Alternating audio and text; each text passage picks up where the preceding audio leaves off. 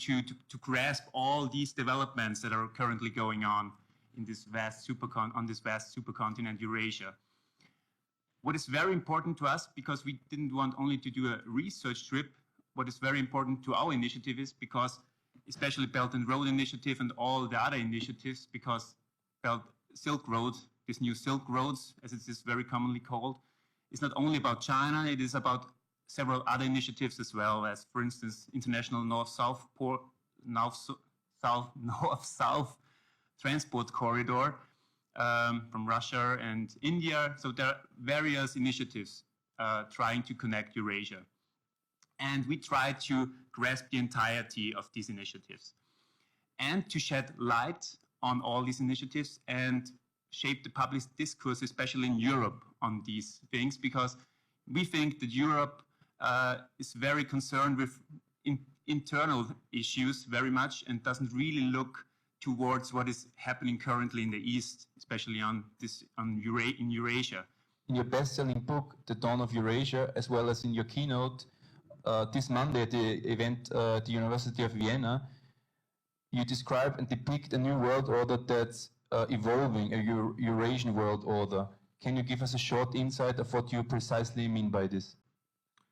Yes, the main idea is that we live in a wider, vaster world than perhaps we are used to, that it's no longer possible to understand European politics or the European economy or European culture if we limit ourselves to Europe.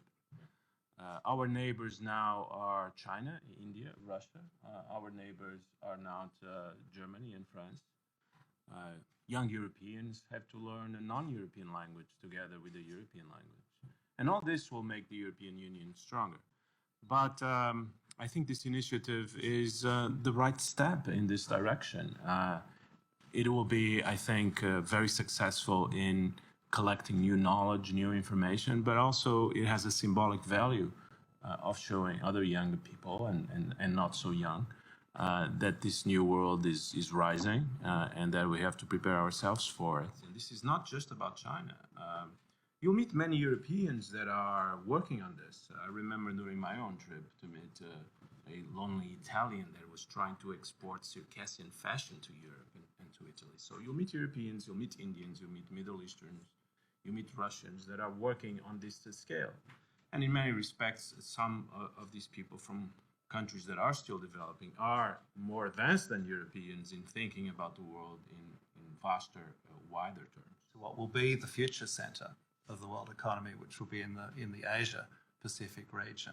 And so from a Chinese perspective, they see this as their contribution to the next phase of globalization. There are some in other countries who consider this a great threat to their position. And of course, they're probably right that it is. So it raises a whole lot of issues for us to think about. How change is being made by interconnecting not only people, so people-to-people contacts, based on people-to-people contacts, but also by interconnecting cultures and exchanging views of ideas, of views on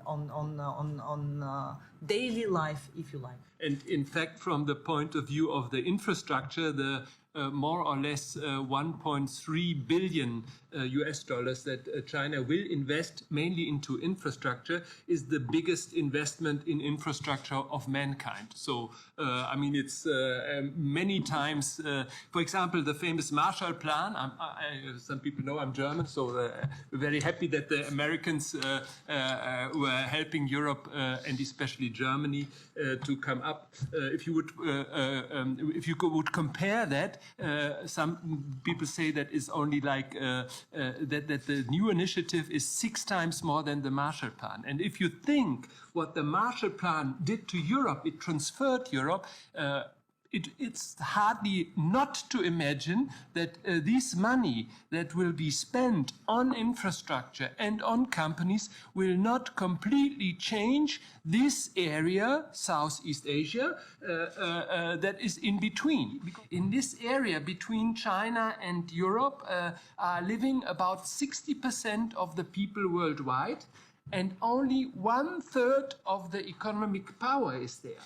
And if you would think that the people and economic development are, let's say, a bit related, if the chances are equal, you see that, and this population is still growing, a lot of is growing, so you could see how much economic development will be there. And we see in China, I already noticed when I was the first times there 21 years ago, private cars were forbidden, the life standard was very, very low, and now the middle class developed, and so you see the wages are going up, so the chances are incredible. Politicians and also industrial leaders, they know that China and the East is the future, and so I positively see that Austria is moving a bit. But we have to, if we would like to be successful and really would like to change policy, would like to change our thinking, we have to convince the people and especially the young people. I agree to that. Why don't we look on the other things? Why haven't we never talked about Treseca corridors, the European initiatives, tent initiatives, and all the other initiatives? Because the Chinese made it possible and rose attention to these issues, because all with the marketing and so on, with the narratives, they're playing the narratives. We Europeans failed to play these narratives, these visions of a connected Eurasia. And in this regard, I'm thankful to the Chinese that they had this marketing and narrative terms to put up, because now we Europeans think about Eurasia more. I mean, before, I think also Bruno Massage is very often stating that Europeans never looked to the East, but very often we now think that as the Belt and Road came up, we now said, okay, well, China, it wasn't on our table before.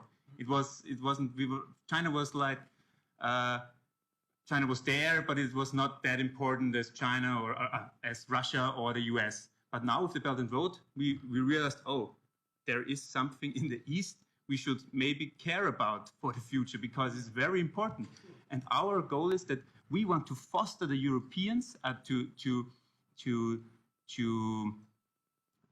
bring this issue more to public, that we said, okay, if we want to co-shape this Eurasia, if we want to have a voice in this Eurasia, we have to stand up now and to develop our own strategies, our own visions in this for Eurasia, and try, of course, also to cooperate, but also have our own positions. Don't lose our own positions. It's very important for us.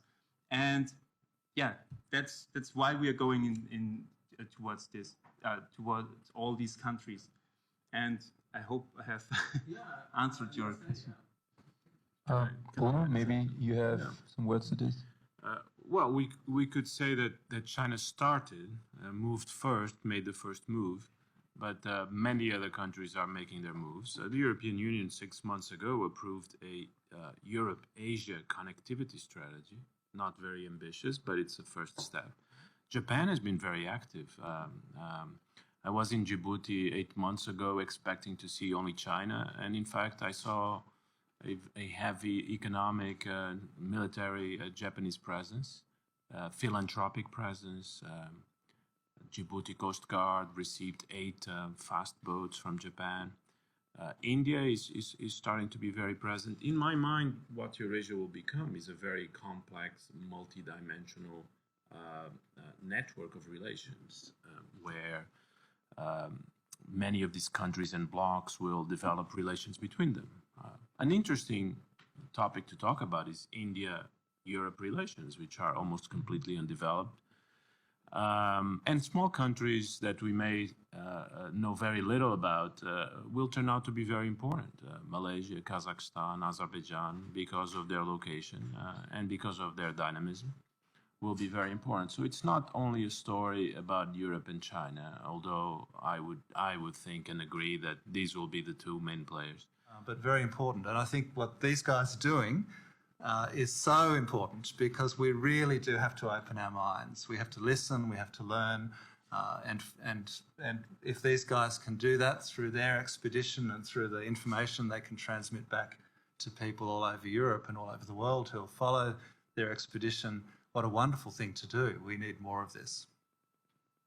I always use a citate from Goethe, which is hardly to transfer in English because it's a game of words in German.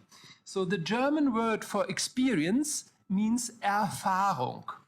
And Erfahrung, fahren, means to drive or to travel.